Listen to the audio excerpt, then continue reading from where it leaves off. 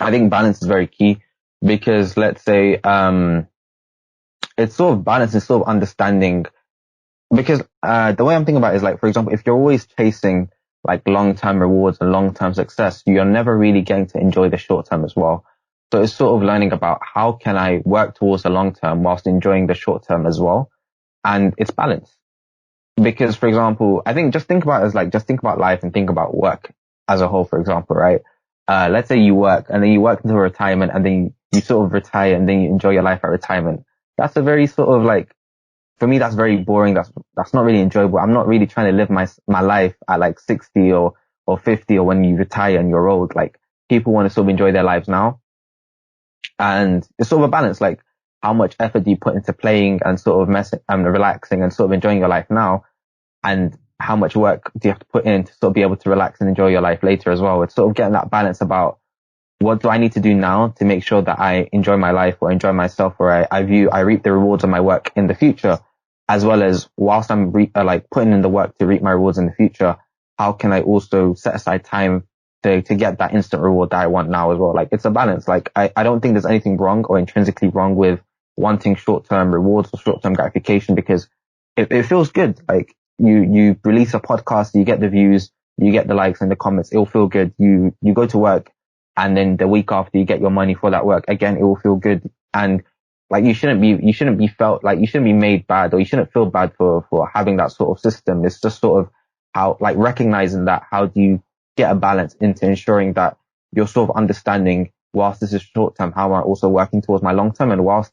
I am working towards the long term, like it's not just about the long term. How can I also enjoy and sort of reap the rewards in the short term as well? Because I feel like whilst you're working towards the long term, and when you do it in a way that's right for you, you will also be enjoying and reaping the rewards in the short term as well. It's never going to be a thing where you're just constantly working or you're constantly just viewing the long term outlook. You're sort of getting a short term sort of reward as well. I feel like I've just waffled for the past 5 minutes, but forgive me. I hope you understand.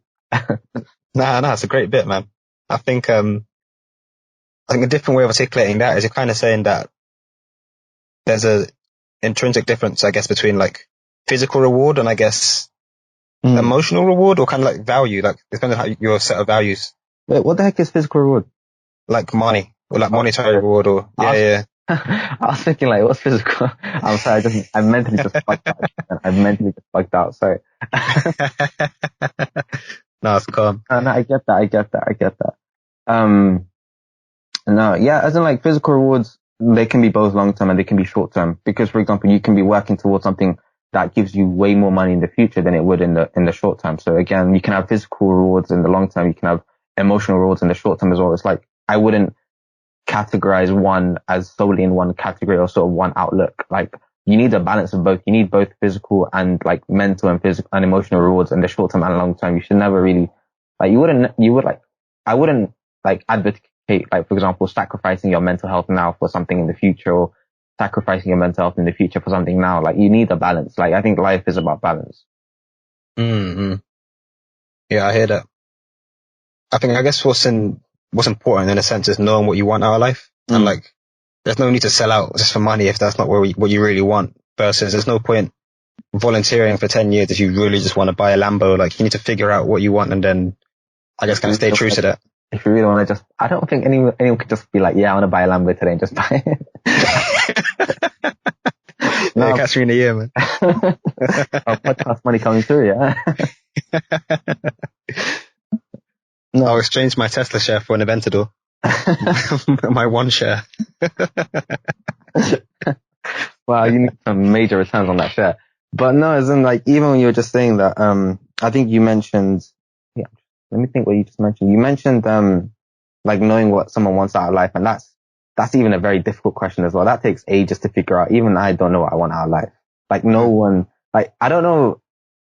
I barely know anyone that I can meet right now and be like, what do you want out of life? And they can give me a concrete answer, because like, it's very hard to, I think this is like a very like not a loaded question, but sort of like, you know, you're in GCSE, you're in A levels, you're sort of doing your uni degree and you're doing all these choices that have a big impact on your life. And at the same time, you don't really know what you want out of life as well. So it's sort of a bit of a weird way to sort of like, the education system is a bit weird when where you're sort of being asked to like specialize or sort of, time in or sort of focus on specific areas when you're not entirely sure what area or what sort of, path of life is right for you or what you sort of want out of it as well.